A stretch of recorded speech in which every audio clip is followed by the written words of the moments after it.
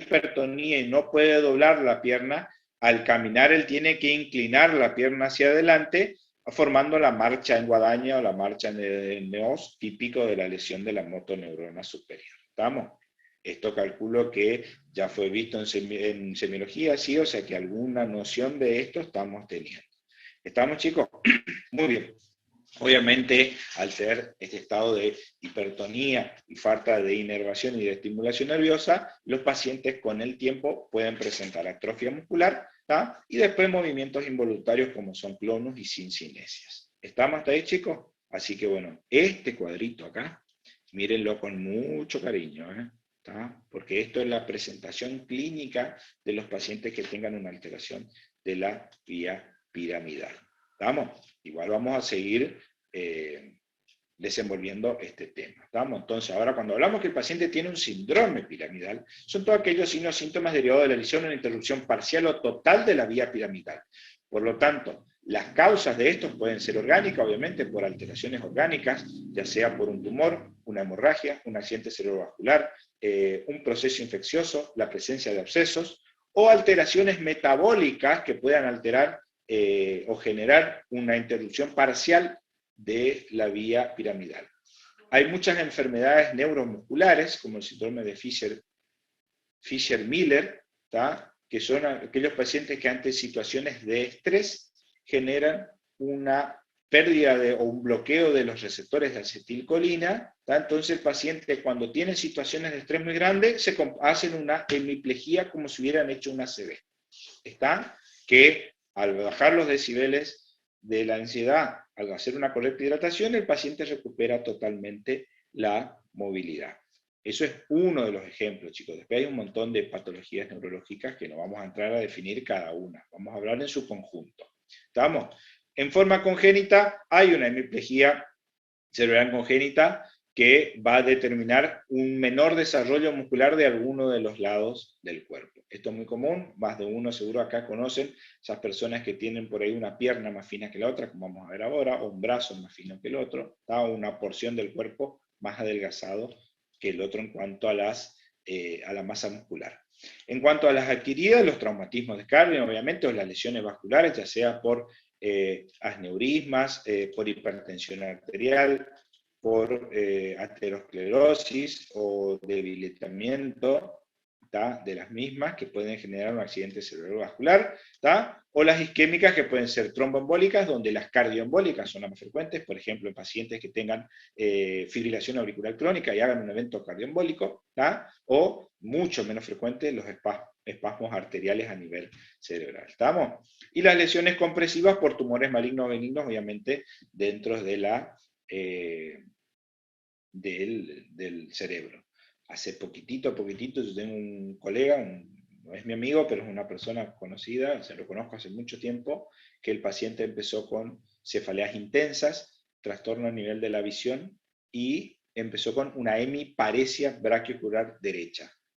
Tenía cada vez más débil el brazo y la pierna de ese lado.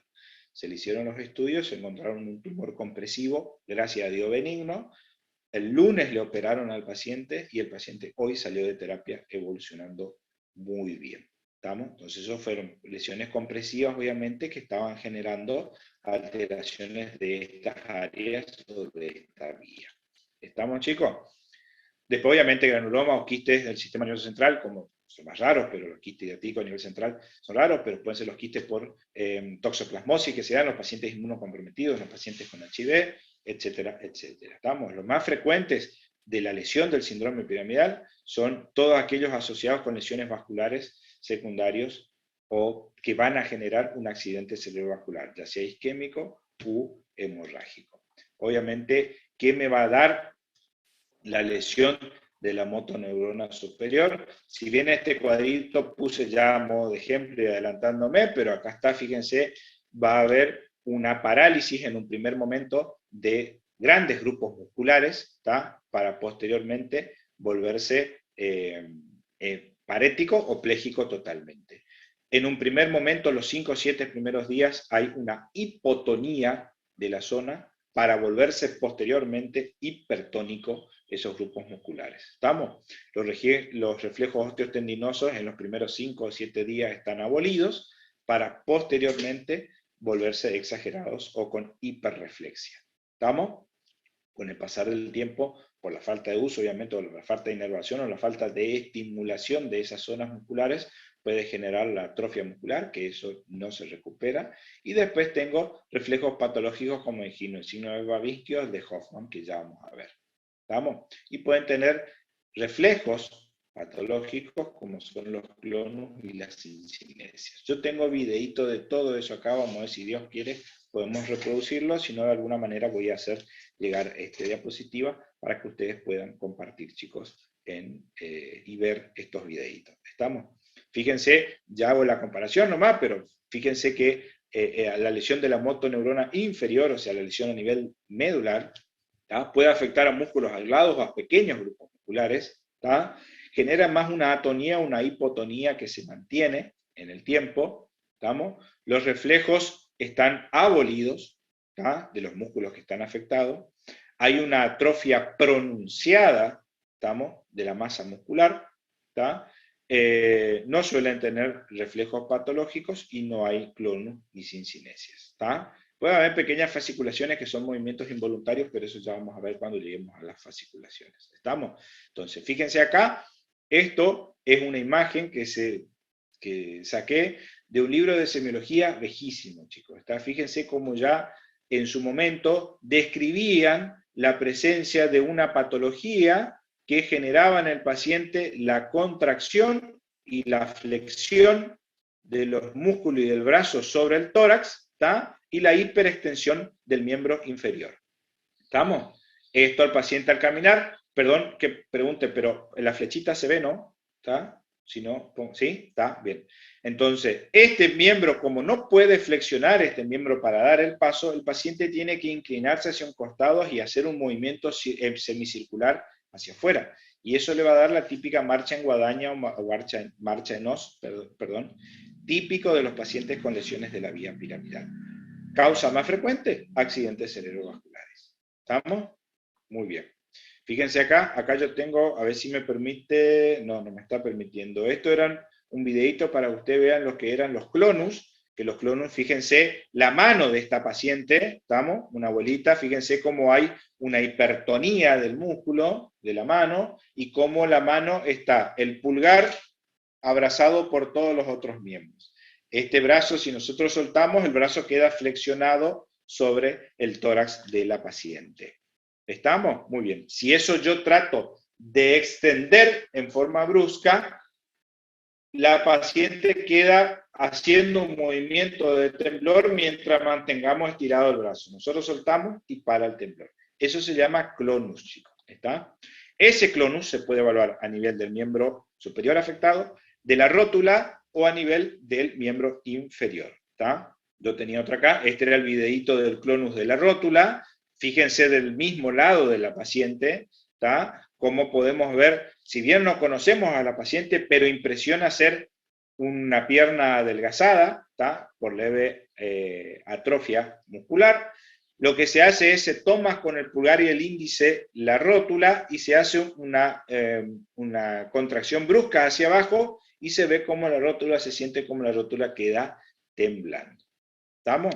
Muy bien. También tenía acá la hiperreflexia, en este videito lo que se ve acá, es la hiperreflexia que genera los pacientes, obviamente, con un síndrome motoneurona superior, más de 7 días de evolución. ¿Estamos? Muy bien. Lamento no poder reproducirle el video, ¿tá? Pero ya vamos a poder. Ahora bien, como nosotros dijimos, nosotros tenemos toda nuestra vía que empieza desde el área motora a nivel de la corteza y llega hasta nuestro músculo.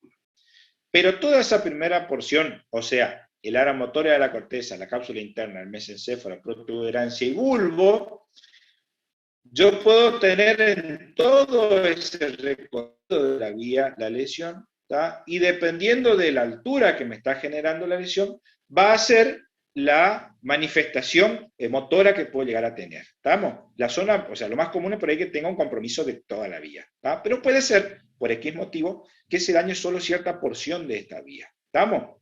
Y ahí tenemos los síndromes alternos como vemos acá.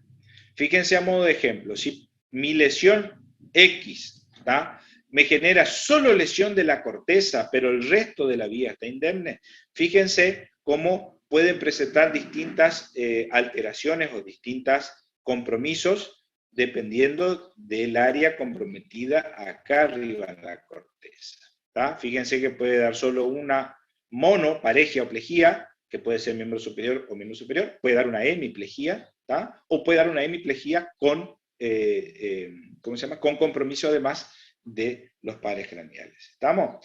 Ahora bien, si yo desciendo un poquitito y la lesión, ya sea el sangrado, la obstrucción, la herida, el accidente cerebrovascular, se produce a nivel del mesencéfalo, fíjense, me va a dar el síndrome de Weber, que es la hemiplegia del lado contralateral con parálisis del motor ocular común del lado afectado.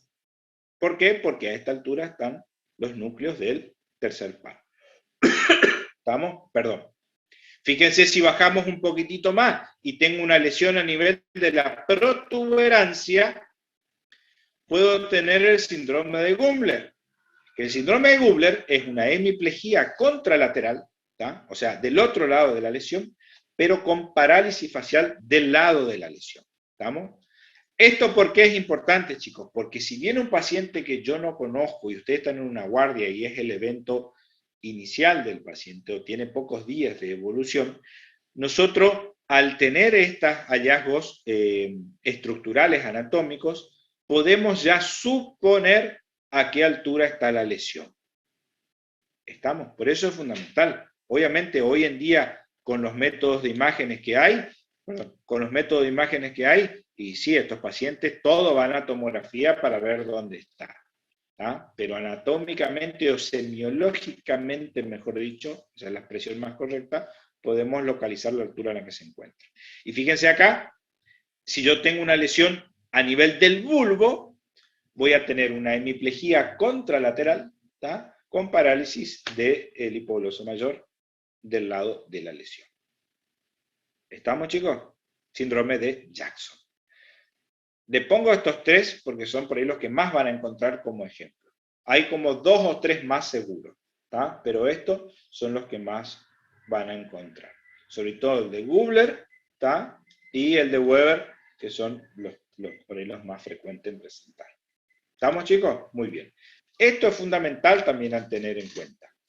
Cuando las vías piramidales se cruzan, ¿tá?, van las fibras tanto de los miembros superiores como de los miembros inferiores. La fibra de los miembros inferiores van por delante y la de los miembros superiores van por detrás. Esto es fundamental. Yo puedo tener lesiones a distintos puntos de este entrecruzamiento y me van a dar manifestaciones semiológicas distintas. Por ejemplo, si yo tengo una lesión acá entre el entrecruzamiento de las fibras, pero que comprometa solo las fibras de los miembros inferiores, me va a dar una paraplegia. ¿Estamos? Fíjense, si tengo una lesión a esta altura, me va a dar una parálisis o una plejía del miembro inferior de un lado, ¿tá?, y del miembro superior del otro lado. ¿Estamos, chicos? Y si tengo una lesión bien inferior, me va a dar una diplejía, digamos, de los miembros superiores. ¿Está? Muy bien. Obviamente esto es una cuestión más anatómica, muy importante para el neurocirujano si hay que corregir alguna estructura en este sentido. ¿Estamos? Muy bien. Eso bien, en todo en cuanto a la fuerza muscular que habíamos visto hoy. Otra cosa que va a estar alterado a nivel de la exploración de la vía piramidal es la motilidad. ¿Estamos? Muy bien. Entonces, puedo tener estos trastornos de la motilidad y del tono muscular. ¿Estamos? Como le dijimos hoy, los pacientes con el tiempo, en un primer tienen hipotonía, pero con el tiempo se vuelven hipertónicos y que eso va a generar por la falta de movilidad la atrofia muscular. ¿Estamos? Fíjense en este caso, un paciente con un accidente cerebrovascular del lado derecho que hizo una atrofia muscular del lado izquierdo, obviamente por su alteración. ¿Estamos? Muy bien. Si bien las hipertrofias, no hay patologías que generen hipertrofias musculares, las hipertrofias generalmente suelen ser fisiológicas, o sea, aquellos pacientes que están entrenados y desarrollan un aumento de su masa muscular. ¿Estamos? Muy bien. Puse una foto personal de ejemplo, ¿está? Para que ustedes vean esos casos de hipertrofia, ¿está? Muscular. Pero acá lo que importa, chicos, es la atrofia muscular. Por lo tanto, esto, chicos, para evitar que progrese en este sentido, la kinesiología en estos pacientes es fundamental, chicos. Nosotros vemos muchos pacientes que hacen su evento, ¿cómo se llama? Su evento isquémico a nivel cerebral y abandonan en forma temprana la kinesiología y quedan con la atrofia que ya después es irreversible. Por lo tanto, la kinesiología, para evitar obviamente la gran atrofia muscular, es fundamental, chicos. ¿Está? Muy bien. Esperen que tengo acá. Bien. Después, para evaluar el tono muscular. Si bien no está descrito cuándo el tono muscular es normal, ¿estamos? Esto puede variar dependiendo de la edad del paciente, obviamente. Cuanto más chiquitito o cuanto más adulto, cuanto más viejos son los pacientes, el tono es más bajo, a diferencia de los pacientes adultos jóvenes. Los músculos, los grupos musculares que se suelen evaluar el tono muscular son el cuádriceps, que se dice que tiene una característica duroelástica, los músculos del trapecio o los deltoides del hombro. Son los grupos musculares que generalmente se palpan para ver el tono muscular. Obviamente, si yo tengo una lesión solo de esta pierna, voy a evaluar el tono en esa pierna localizada. ¿Está? Muy bien. Pero a modo de ejemplo, esto, ¿cómo van a ver? Fíjense, otra cosa para evaluar el tono muscular, generalmente el músculo al hacer el movimiento, por más pasivo que sea, el músculo adquiere cierto tono muscular. ¿Estamos? Los pacientes que tengan alteración del tono muscular, una de las maniobras que se puede hacer es la de talón isquio. O sea, yo trato de doblar al paciente y cuando tiene hipotonía, el talón llega a la cola, al isquio, está sin problema. Eso me está hablando de que tiene una hipotonía muscular. Otra maniobra es la prueba de la pasividad. Se le pide al paciente que se ponga parado con los miembros superiores hacia los costados del cuerpo y nosotros tomamos de atrás y le hacemos movimientos como si fueran de giro, ¿tá? Y se ve como el paciente hace movimientos súper amplios de sus miembros superiores, ¿está? Ahí me está hablando de la hipotonía que está teniendo mi paciente. ¿Estamos? Muy bien. Ahora, ese tono muscular puede haber una hipertrofia muscular o un aumento en el tono en cuanto a la función del mismo que se da, por ejemplo, en las patologías infectos contagiosas como lo es el tétano. ¿Tá? La toxina botulínica, la toxina del tétano genera esa hipertonía y contractilidad de los músculos, sobre todo los músculos dorsales o paravertebrales, que genera esta posición típica en semiarco epitóstono que da en el paciente. ¿Estamos? Muy bien. Y hay otras formas de hipertonía. La espasticidad, la rigidez y la paratonía. La espasticidad, hay un aumento en el tono, sobre todo el inicio del movimiento, pero si yo trato de vencer ese tono, el paciente cede. Ejemplo de esto, en la semiología neurológica, el signo de la espada. ¿Tá? Ustedes habrán visto el signo de la espada, que es cuando el paciente tiene flexionado el miembro que yo trato de vencer, empujo hasta que de golpe el paciente cede. Eso es el signo de la espada y se debe a espasticidad. Después está la rigidez, perdón. Eso se da por una contractura sostenida entre los músculos extensores y flexores, ¿tá? O sea, que no hay una coordinación en esos movimientos, pero cuando yo intento vencer el paciente va cediendo en forma gradual. ¿Estamos? Eso es un ejemplo del signo de la rueda, el signo de la rueda dentada. Pero esa hipertonía se debe a otra alteración, que es la vía extrapiramidal, no la vía piramidal. Profe, una pregunta. Sí. ¿Los pacientes con Parkinson tendrían Rigidez, así. Claro, pero eso es vía extrapiramidal. Ahora ya vamos a hablar de la vía extrapiramidal. ¿Estamos? Yo puse a modo de ejemplo más que hay otras formas de hipertonía. Y la paratonía, que esto es extremadamente patológico, digamos, ¿está? Generalmente cuando hay lesiones a nivel del bulbo frontal, ¿cómo es? El paciente generalmente adquiere una posición y no se puede revertir eso por la gran hipertonía que tiene. ¿Tá? Generalmente esos son pacientes con grandes alteraciones neurológicas ya de nacimiento. Estamos, como habíamos dicho, tenemos el signo de la navaja y el signo de la rueda dentada, ¿tá? Que sirve para diferenciar de la vía piramidal y de la vía extrapiramidal. El signo de la navaja, cuando el paciente tiene una hipertonía, yo trato de vencerla, que me compito un ratito y de golpe suelta, y venzo sin problema. El signo de la rueda dentada es cuando el paciente va cediendo en forma escalonada. ¿Está? Bien. La hipotonía, como decía, esto se debe obviamente al hacer la palpación del grupo muscular del lado afectado, vamos a notar lo blando de la palpación del músculo, ¿tá? Y obviamente eso hace que el paciente pierda totalmente la fuerza de ese lado. A modo fisiológico, como vemos en la imagen acá, en los chicos es muy común la hipotonía, ¿tá? Sobre todo en el primer mes. En los primeros 6 meses, en realidad, pero en el primer mes es más pronunciado. ¿Tá? Por ejemplo, el paciente no tiene el tono muscular suficiente para sostener la cabeza. Entonces al bebé vos le movés y la cabecita del bebé se va moviendo, no puede sostener. ¿Estamos, chicos? Muy bien. Después, para evaluar obviamente la fuerza muscular, esto es bastante sencillo, se le pide al paciente que haga un movimiento y nosotros simplemente nos oponemos al movimiento del paciente. Si el paciente flexione, nosotros nos oponemos y evaluamos su fuerza, o que nos apretes la mano, o como se ve en la imagen acá, que haga un pinzamiento y nosotros tratamos de romper el pinzamiento. Entonces ahí evaluamos la fuerza muscular.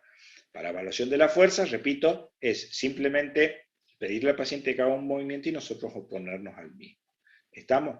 Esto, si vamos bien a lo profundo, esto sobre todo en kinesiología y neurología se hace, hay una tabla para evaluar qué tan deteriorada está la fuerza, digamos, para que esto no nos compete a nosotros ahora acá.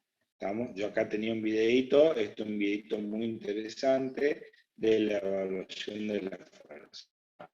Prácticamente todos los movimientos que puede hacer las articulaciones y el médico en este video se va oponiendo a todos esos movimientos. ¿Está? Muy bien. Después están los reflejos, obviamente, del paciente, los reflejos osteotendinosos para evaluar la vía ¿cómo se llama? Por donde viaja el impulso eléctrico. ¿Está? Esto ya vamos a ver bien, sobre todo van a ver bien en la parte de semiología neurológica, que todos los reflejos osteotendinosos tienen un núcleo en el cual está originado ese reflejo y eso me va a permitir a mí ver la indemnidad de esa zona particular de la médula. ¿Está? Muy bien. Eso era modo de ejemplo, como yo le decía, vamos a suponer que este sea el músculo de, no sé, el reflejo tendinoso del tríceps, ¿tá? Que está, la médula espinal está a nivel de la sexta, séptima cervical, está el reflejo del bíceps, ¿está? Si yo llego a tener una lesión del lado derecho a nivel de la tercera vértebra espinal, o sea, una hemisección, el reflejo tendinoso del tríceps de ese lado va a estar normal porque la vía ya se cruzó al lado contralateral. ¿Se entiende o no? Entonces, si yo tengo un paciente que recibe un accidente de tránsito y lo estamos inmovilizado, yo quiero ver cómo está su indemnidad de la cervical, lo que puedo hacer es los reflejos. Entonces, si yo tengo el reflejo tricipital normal de los dos lados, yo sé que del lado hasta por lo menos la altura entre la sexta y séptima vértebra cervical está indemne. La lesión puede estar más arriba. ¿Se entiende eso o no?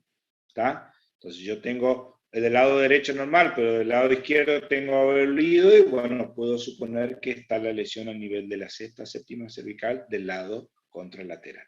Eso es fundamental, chicos. ¿Está? Para eso se hacen los reflejos, no para ver cómo se mueve el brazo. ¿Está? Se hace para ver a qué altura puede presentar una lesión mi vía nerviosa. ¿Estamos? Muy bien. Ahora bien, eso en cuanto a la vía piramidal. El diagnóstico es prácticamente clínico, chicos, está por estos hallazgos que dijimos nosotros. ¿Está? Esa hipertonía, esa hiperreflexia y alteración de los grandes músculos, como vimos recién. ¿Está? Obviamente nosotros después vamos a buscar con imágenes la causa o el motivo por el cual el paciente pudo haber hecho esto. ¿Está? Hoy en día los accidentes cerebrovasculares y la tomografía van de la mano. ¿Está? Bien.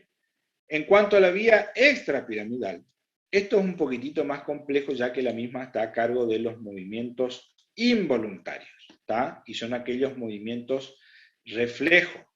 Esta vía extrapiramidal obviamente está en concordancia y en conjunto con distintas estructuras de nuestro cerebro para tratar de ser los movimientos, obviamente, como son nuestros reflejos, son los que mantienen nuestro instinto animal siempre alerta. ¿Estamos?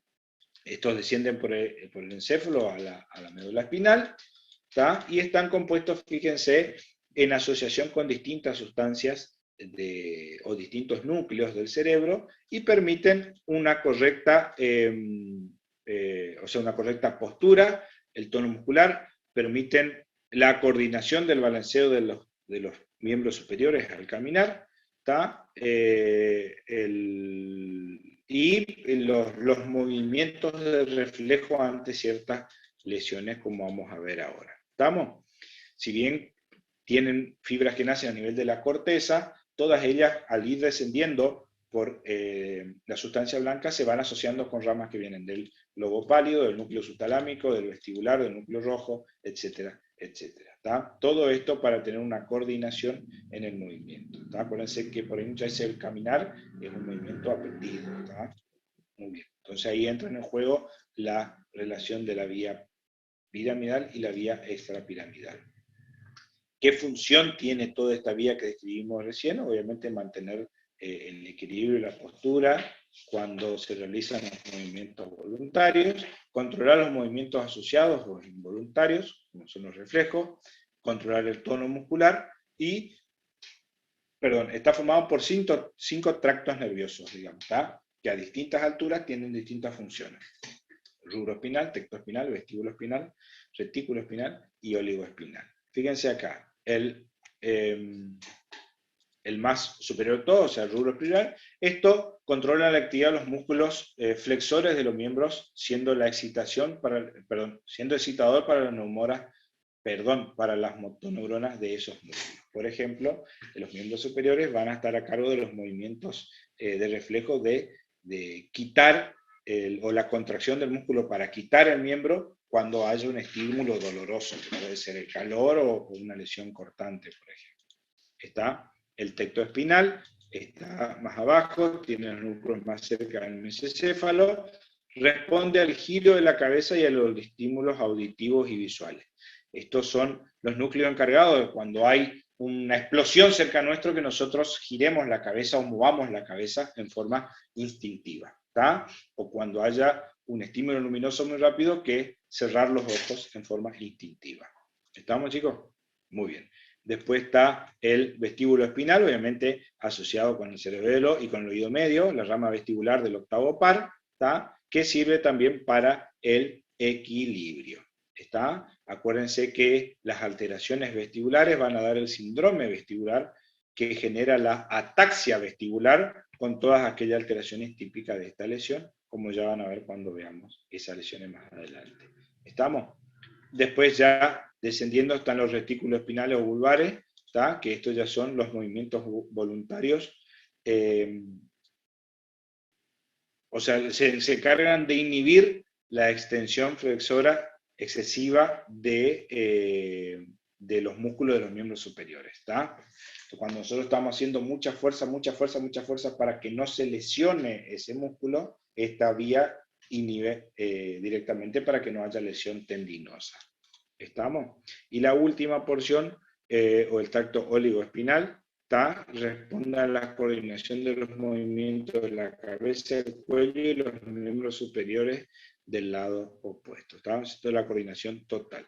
Generalmente este es el típico, a ver cómo le puedo decir, ejemplo, que si yo estoy sentado y hay una explosión a mi izquierda, yo haga este movimiento de reflejo. giro la cabeza, cierro los ojos y contraigo el brazo. ¿Está? Es el típico movimiento reflejo ante un estímulo visual o auditivo fuerte de un lado. ¿Estamos? Muy bien. ¿Qué va a pasar si se lesiona alguna parte de esta vía extrapiramidal? Generalmente generan principalmente alteraciones del tono y de los movimientos involuntarios. ¿Estamos? Fíjense que vamos a tener trastornos del movimiento, del tono y de la postura. ¿Está? Al tener lesionado la vía extrapiramidal, voy a tener trastornos del movimiento, del tono muscular y de la postura. Cuando hablamos del movimiento, voy a tener principalmente en cuanto al equilibrio puede estar relacionado. ¿Estamos? Dificultad para los movimientos voluntarios. El paciente tiene dificultad o le cuesta iniciar, generalmente lo hacen con movimientos lentos y torpes, ¿está? Para a medida que el estímulo sigue, el paciente ir mejorando. Obviamente va a tener a nivel facial hipomimia o inexpresión facial por la ausencia del tono a nivel de los músculos de la cara, falta de movimientos asociados, por ejemplo, no va a haber coordinación de los brazos al caminar, el balanceo correcto de los brazos, ¿está? Y va a haber micrografía. ¿Qué patología es la patología por excelencia que refiere o refleja estos trastornos? Es la enfermedad de Parkinson. Los pacientes con enfermedad de Parkinson tienen amimia, ¿está? O expresiva, suelen tener los miembros superiores flexionados y rígidos sobre el tórax. Para empezar el movimiento lo hacen en movimientos cortitos y pausados y torpes, ¿está? Cuando el paciente camina no mueve, no balancea los miembros superiores, ¿está? Y generalmente suelen estar levemente inclinados hacia adelante. La micrografía es otra característica también de los movimientos voluntarios. Fíjense, esto es un dibujo normal y esto es de un paciente con trastorno de la vía extrapiramidal, en este caso un paciente con enfermedad de Parkinson. ¿Estamos? Muy bien, fíjense, la hipercinesia que puede generar estos pacientes son los movimientos involuntarios como el temblor, la corea, el balismo, las mioclonías o los tics. El temblor, que son movimientos involuntarios oscilantes y rítmicos de amplitud y frecuencia siempre regular, o sea, siempre se mantiene la misma amplitud y frecuencia. Se puede dar por una lesión a nivel de los núcleos de la base, obviamente, del putamen o del nivel clavodado, y hay de tres tipos. El temblor en reposo, aquel paciente que al estar quieto está constantemente temblando. El temblor en acción o postural, o sea, cuando yo le pido al paciente que haga un movimiento, ahí el paciente tiembla, ¿está? Y el temblor intencional. Ahora vamos a ver ejemplos de todo ello. Acá había un videito muy interesante del temblor en reposo. En este video podemos ver cómo el paciente está, al estar quieto, está todo el tiempo temblando así. ¿Estamos? Muchas veces esto suele ser los primeros hallazgos de los pacientes con Parkinson, con síndrome de Parkinson, y hace un movimiento de los dedos en cuenta moneda, se llama. O sea, el paciente hace un movimiento entre el pulgar y el índice, así. ¿Está? Es el primer movimiento. ¿Está? Es el temblor en reposo. ¿Está? El temblor postural es aquel paciente que al hiperextender un miembro genera el pequeño temblor. Muchas veces esto no suele ser visible a simple vista y se lo puede facilitar con maniobras como vamos a ver ahora acá. Estos pueden ser tanto por situaciones orgánicas de la vía piramidal, extrapiramidal, como también hay alteraciones hormonales o metabólicas, como lo es el hipertiroidismo, que me va a dar este temblor postural. ¿Estamos? Y el temblor de intención, también muy asociado a las alteraciones de la parte cerebelosa, también es aquel paciente que cuando el paciente quieto no tiembla, pero cuando yo le pido que el paciente genere un movimiento específico, por ejemplo, que agarre este sello, el paciente cuando está llegando al sello, ¿tá? Empieza a temblar y no puede focalizar bien el movimiento. ¿Tá?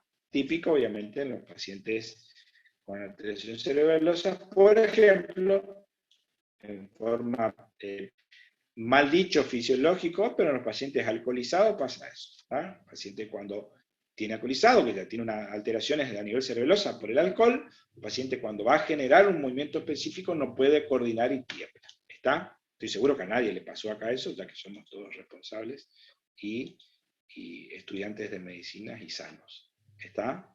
Bien. Fíjense acá. Temblor en reposo, acción e intencional. El temblor en reposo, una de las causas más frecuentes pueden ser la enfermedad de Parkinson, como dije yo, la intoxicación por mercurio o la enfermedad de Wilson, o sea, aquella depósito de cobre. ¿Tá? La de acción puede ser fisiológica, como dijimos nosotros, el miedo, la abstinencia de alcohol, ¿tá? El hipertiroidismo, la enfermedad cerebelosa o la enfermedad de Wilson también, fíjense, está acá, por depósito, y el temblor intencional, por indicación por distintos fármacos, las enfermedades cerebelosas, por ejemplo, accidentes cerebrovasculares que comprometan solo el área cerebelosa, ¿tá? O tumores a nivel del cerebelo, etcétera, etcétera. ¿Tá? Muy bien.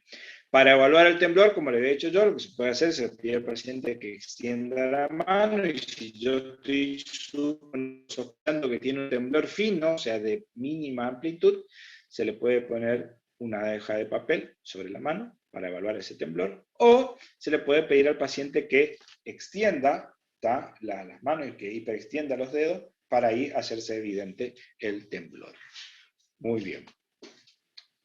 Pregunta muy común en las guardias, en las consultas, pacientes jóvenes que vienen porque me tiemblan las manos, ¿tá?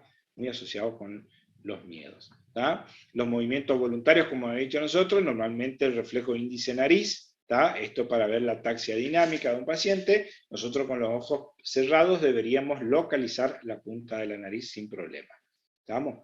Al haber una alteración de la vía extrapiramidal, ¿tá? O también se da en las ataxias cerebelosas, el paciente con los ojos cerrados, cuando llega cerca de la nariz, no puede localizar un punto y toca otra parte de la cara. ¿Está? Después prueben ustedes, con los ojos cerrados, extiendan el brazo y traten de tocarse la nariz, la punta de la nariz con los ojos cerrados. ¿Estamos? Esos son todos movimientos ¿cómo se llama? Que están coordinados y hacen que uno sepa la localización en el espacio de nuestro cuerpo. ¿Está? Yo siempre hace años que vengo diciendo lo mismo, me di cuenta de que el paciente tiene extendido el miembro superior derecho y se toca con el izquierdo, ¿está? Pero bueno, pero como en la medicina todo puede pasar, vamos a dejar pasar con esto. ¿Está? Muy bien, fíjense acá la diferencia que hay, un paciente que hace una imagen con un paciente normal, un paciente con Parkinson, la micrografía, ¿tá? Todo tiende a ser más chiquitito, y un paciente con temblor esencial. ¿Estamos? Muy bien. Las coreas son otros movimientos involuntarios, ¿tá? Donde ustedes seguramente se van a acordar de una o dos patologías ¿cómo se llama? Que tienen nombre propio, como la corea de Huntington, por ejemplo, ¿tá? Que estos movimientos involuntarios son bastante molestos para la vida del paciente. ¿Tá? Suelen ser de causa congénita o adquirida, suelen aparecer como tics incontrolables o inexplicables, sobre todo en los chicos. ¿Tá? Como dije, era adquirida o hereditaria, y en la causa adquirida las más frecuentes pueden ser obviamente por intoxicación por fármacos.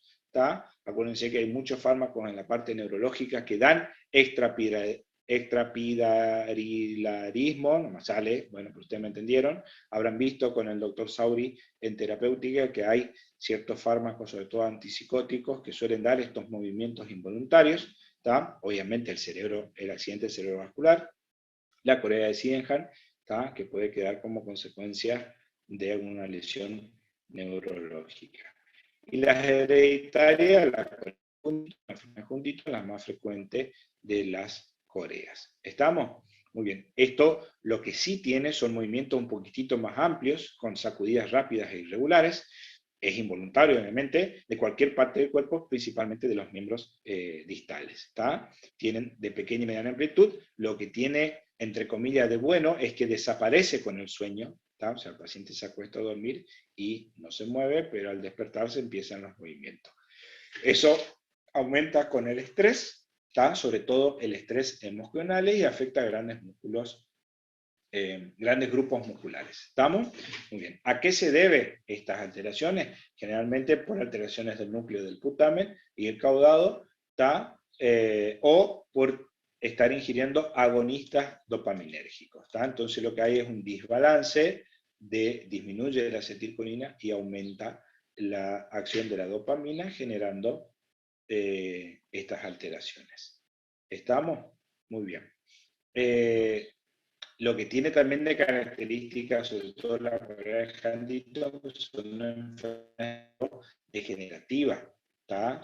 Y esto va haciendo una alteración de la función normal y de las conexiones neuronales que con el tiempo se pueden exacerbar. ¿Estamos? Fíjense acá una imagen de un cerebro normal, de los núcleos basales de un cerebro normal, y fíjense de un paciente con una enfermedad de Huntington o una corea de Huntington, cómo con el tiempo se va generando la atrofia cerebral y obviamente va a ir empeorando el cuadro.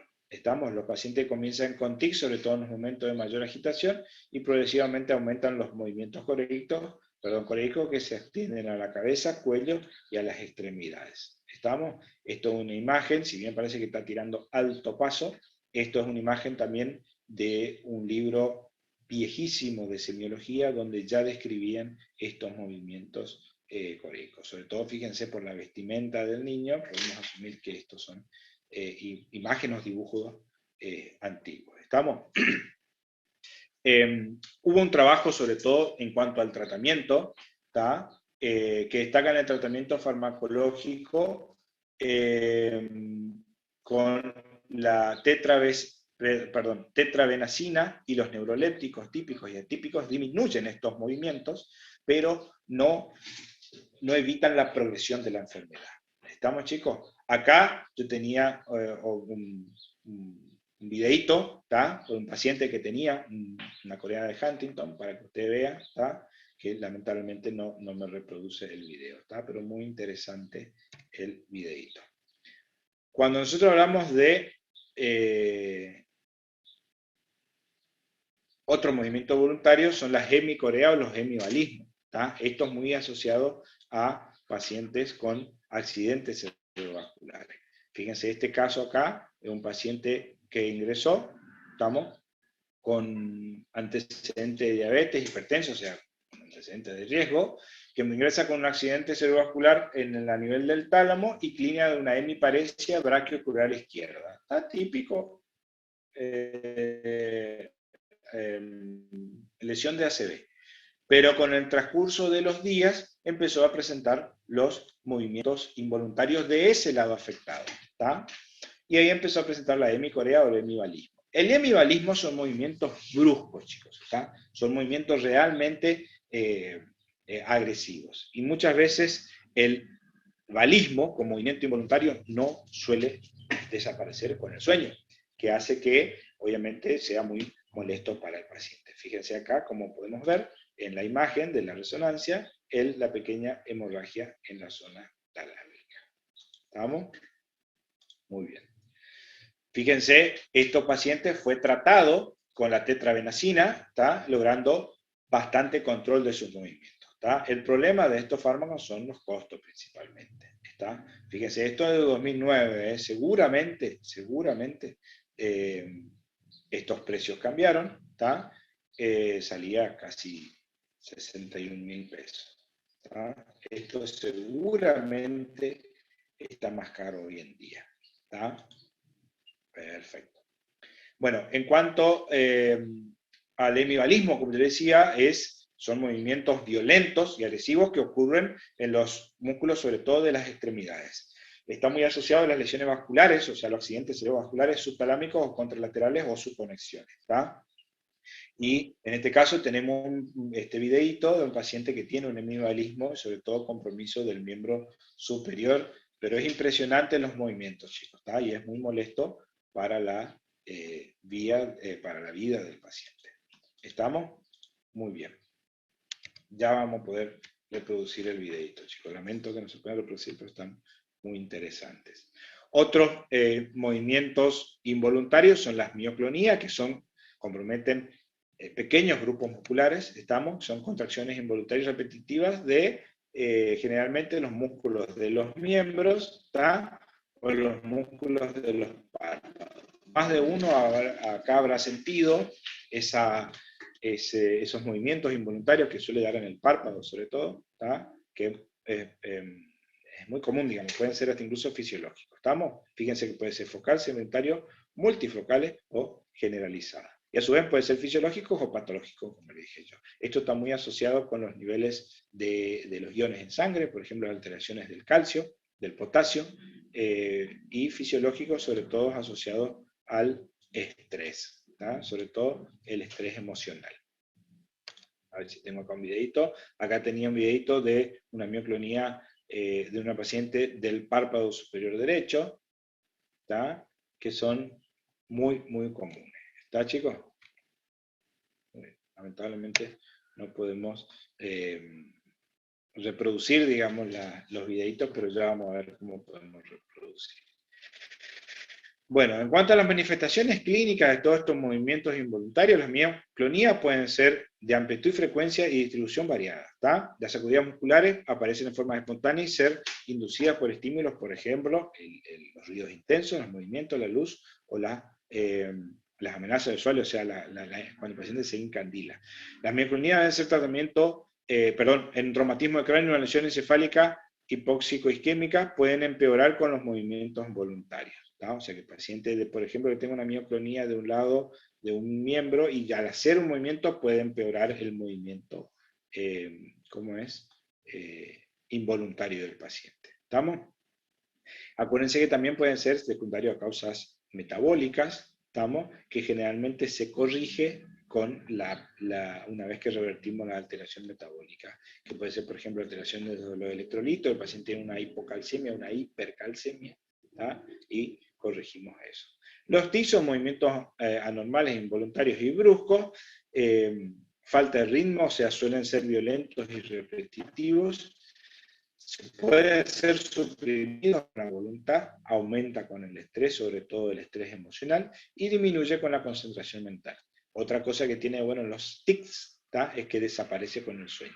Y se asume que un tic se vuelve crónico cuando tiene más de un año de evolución y transitorio menos de un año. Los motores simples o complejos y los vocables simples o complejos. ¿Estamos? Perdón. Corea, ahí está. Neverton está compartiendo los movimientos, chicos. Sí, en YouTube obviamente van a encontrar de todo, chicos, ahí. Los motores simples son más comunes en niños, que desaparecen en forma espontánea, ¿tá? Y los simples crónicos a cualquier edad y suelen aparecer desde la niñez. Los crónicos motores complejos vocales, por ejemplo, el síndrome de Gilles de la Tourette, que es el más común, ¿tá? Aquellos pacientes que tienen movimientos bruscos involuntarios, ¿tá? Y sobre todo lo más molesto del Gilles de Tourette son los tics verbales que puede tener, ¿tá? El paciente puede llegar a insultar o a decir cosas incoherentes en forma involuntaria. ¿Estamos? También en YouTube hay muy buenos videos sobre todo. Después hay películas y etcétera, etcétera, sobre esas alteraciones. ¿Estamos? En cuanto a la disminución del tono, eso ya habíamos hablado. Estos eran los signos de la rueda dentada y el signo de la navaja que podemos llegar a encontrar. Acuérdense que el de la vía extrapiramidal, lo más común es el signo de la rueda dentada. O sea, que el paciente tenga un aumento del tono y nosotros al querer vencer, él va cediendo en forma paulatina el cuadro. ¿Está? Muy bien. ¿Qué más tengo acá? Este era todo modo de ejemplo nomás. ¿Está? Todos otros hallazgos de la enfermedad de Parkinson. El temblor, rigidez y bradicinesia suelen ser los 3 parámetros para hacer el diagnóstico clínico del Parkinson, chicos. ¿Está? Pongo esto acá porque el doctor Miguel siempre suele preguntar ¿cómo hago el diagnóstico de Parkinson? O por lo menos de la sospecha sindrómica del Parkinson, cuando el paciente tiene temblor en reposo, rigidez y bradicinesia. Esa es la respuesta. Repito, ¿cuándo yo puedo generar la sospecha de un síndrome de parkinsoniano, un síndrome de Parkinson, una enfermedad de Parkinson? Cuando el paciente tiene temblor en reposo, rigidez y bradicinesia. ¿Estamos, chicos? Muy bien. Así que en esos casos tengo que mirarle con cariño y tratar de llegar al diagnóstico de mi paciente. En cuanto al trastorno de la postura, las distonías, que son posturas obviamente extremadamente patológicas, acá en este tengo un video, un paciente con una distonía por alteraciones de los músculos cervicales y dorsales, que hace que el paciente quede con una hiperextensión de la cabeza, hasta incluso parece el epitóstono del tétano, pero no es, ¿estamos?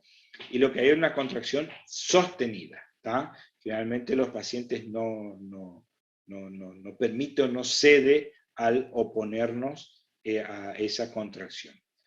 Generalmente son por alteraciones de los núcleos de la base y hay pérdida de la inhibición de la corteza, o sea que es como que el paciente está con un estímulo constante para la contracción de esos grupos musculares. ¿Estamos? Muy bien. Suele ser, por ejemplo, en este caso, parecido a una tortícolis, ¿está? Por ahí más de uno acá habrá dormido en forma torcida y queda con la hipertonía del músculo, de los músculos laterales del cuello y generan esa posición distónica. ¿Estamos? Muy bien. Obviamente en la enfermedad de Parkinson el paciente suele estar, cuando está parado, está con los miembros inferiores semiflexionados, los brazos pegados hacia el cuerpo y flexionados, y la cabeza levemente erguida hacia adelante. ¿Estamos? Muy bien. Bueno, la maniobra de retropunzón simplemente significa que estos pacientes, como tienen dificultad para coordinar su movimiento, le pedimos al paciente que empiece a caminar y nosotros le damos un pequeño empujocito de atrás y vemos como el paciente no puede frenar ese impulso y tiende a caerse hacia adelante. ¿Ah? Obviamente hagamos esta maniobra con un acompañante, ya veo que le empujamos, el paciente se cae, se rompe la jeta y todo el problema que implica eso después. Cuando vamos a evaluar la ataxia, o sea que son la coordinación entre estos músculos agonistas y antagonistas para mantener una correcta postura, podemos decir que tenemos la ataxia dinámica y la ataxia estática. ¿Estamos? ¿Cuáles son todas las estructuras que forman o que están coordinadas para que esto así sea y uno tenga una postura y un movimiento coordinado y voluntario? Son el cerebelo, la corteza, tanto la vía piramidal como extrapiramidal, las vías propioceptivas conscientes e inconscientes, el laberinto y las vías vestibulares y obviamente la visión. Y después las múltiples conexiones de entre ellas entre sí. ¿Estamos? Fíjense las ataxias agudas, la cantidad de causas que podemos tener y las causas crónicas, ¿tá? Donde las agudas, la intoxicación y alcohol y las drogas suelen ser las más frecuentes, las contusiones cerebrales, las hemorragias obviamente también, ¿tá? Los síndromes postcontusionales, ¿tá? Y los accidentes cerebrovasculares. En cuanto a las crónicas, los tumores del tallo del cerebro, ¿tá? O los tumores compresivos, las ataxias hereditarias, que son ya enfermedades más graves. Esto es la maniobra de Romberg, que es para evaluar la ataxia estática de un paciente. Repito, el Romberg es para evaluar la ataxia Recording stopped. estática. Recording in progress. ¿Está? Muy bien. Se le pide al paciente que se pare en posición de firme, con los talones unidos entre sí, los miembros superiores a los costados del cuerpo, y se le pide al paciente que cierre los ojos. Vamos. Normalmente el paciente debería mantener la postura. Si se tambalea o tiende a caerse, decimos que el paciente tiene una ataxia estática. Y ahí podemos, dependiendo de qué alteración tiene, podemos decir qué tipo de ataxia tiene. Por ejemplo, si el paciente al estar así cierra los ojos y tiende a caerse siempre hacia el lado derecho, y no hacia el lado izquierdo, siempre hacia el lado derecho, yo puedo suponer que está teniendo una ataxia vestibular por una lesión de la rama vestibular del octavo par del lado derecho. ¿Estamos? Si el paciente viene y viene caminando medio tambaleante con los pies abiertos y no puede juntar los pies porque se cae, se marea y se cae, eso tiene más aspecto de ser una ataxia cerebelosa. Y aclaro esto acá que yo lo había dicho a los chicos, a mis alumnos en los prácticos. En el síndrome cerebeloso se supone que yo no puedo hacer el Romberg, porque el cerebeloso para quedar parado generalmente está con las piernas bien separadas, más separadas. No puede unir las piernas. Yo para hacer el Romberg tengo que tener las piernas unidas. Entonces, si le preguntan a ustedes cómo está el Romberg en el síndrome cerebeloso, la respuesta sería no se puede evaluar el Romberg en el síndrome cerebeloso, pero se supone que el Romberg es positivo. ¿Quedó claro hasta ahí? Muy bien. Y después está la ataxia dinámica, que como vimos hoy, el dedo índice nariz, ¿está? que lo normal es que localicemos con los ojos cerrados, o puede ser también el paciente acostado y le pedimos que toque el talón de una pierna con la rodilla de la otra. ¿Tá? Así también podemos evaluar. ¿Tá? Esto, como decía, es la maniobra del talón rodilla, ¿tá? Con los ojos cerrados. Si el paciente tiene una ataxia, ¿tá? No va a poder localizar sin ver. ¿Estamos? La diadococinesia, que yo le pido al paciente que haga este movimiento de pronosupinación, ¿tá? Y cuando el paciente, el romber, perdón, Martín, es una maniobra para evaluar la ataxia estática. Repito, el romber es la maniobra que se utiliza para evaluar la ataxia estática. ¿Tá? Otra maniobra para evaluar la ataxia dinámica es la exploración de la diadococinesia, que es cuando se le pide al paciente que haga este movimiento de pronosupinación. ¿Tá? Cuando tiene alteración, sobre todo en un síndrome cerebroso, el paciente no hay coordinación entre los músculos flexores y extensores y el paciente se traba al hacer el movimiento. ¿Estamos? Muy bien. Hasta acá llegamos. Lo que vamos a hacer, les repito chicos, yo voy a tratar de compartirles a ustedes esta clase para que ustedes puedan tener, sobre todo, y ver los videitos.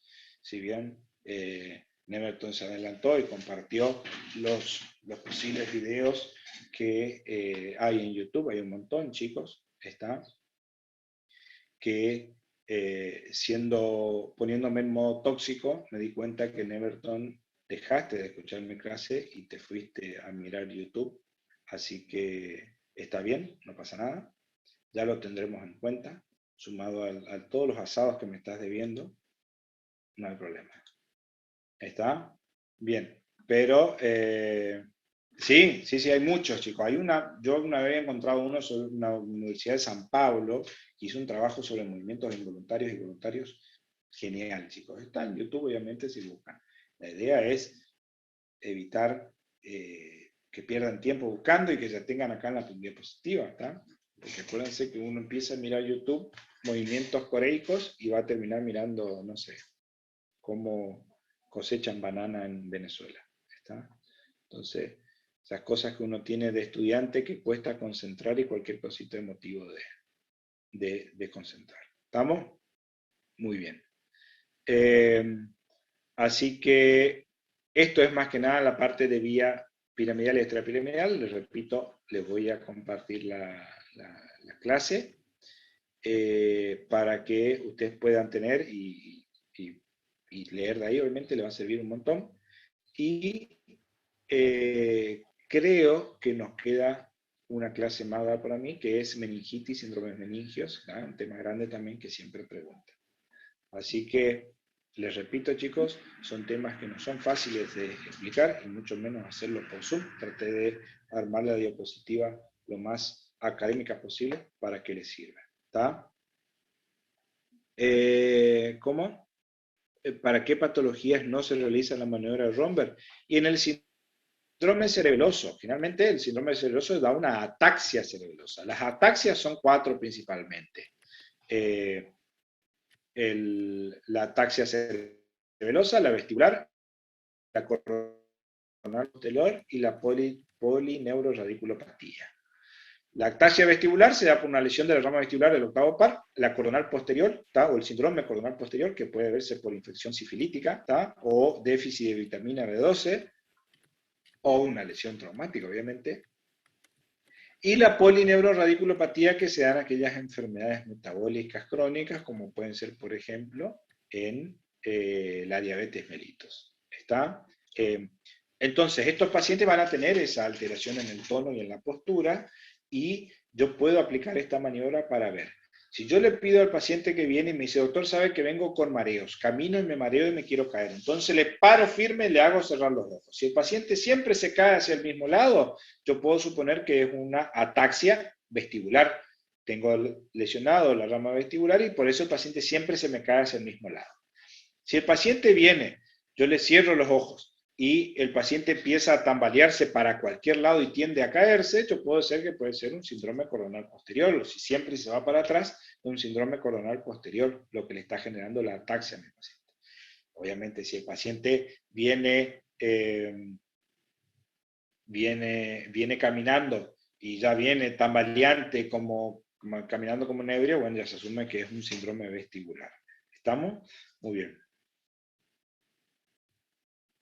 ¿Cómo? No entiendo, Silvana, no entiendo tu pregunta. Doctor, síndromes alternos sería lesión de parte. Doctor, le pregunto Sí. si el síndrome alterno sería una lesión de un sector de la vía, o sea, si tengo una lesión de un sector de la vía y no toda la vía, esto se Claro, es como yo síndrome alterno. exactamente, es como yo le mostraba hoy, si no es lo mismo una lesión a nivel de la corteza, del bulbo, de la protuberancia o del mesencéfalo. Está, o sea, dependiendo a qué altura tengo la lesión, puede manifestarse con estos síndromes así. ¿Está? Dale. Bueno. ¿Estamos, chicos? Neurología siempre es difícil, a mí siempre me costó mucho neurología, por lo tanto fue uno de los temas que más estudié en la facultad porque siempre me costó. ¿Tá? La doctora Socia y el doctor Miguel saben mucho de esto, ¿tá? Mucho, mucho de esto, así que obviamente va a ser motivo de preguntas siempre en los exámenes. ¿Estamos, chicos? Ya les voy a compartir la diapo para que ustedes tengan y podamos leer bien de ahí. ¿Está?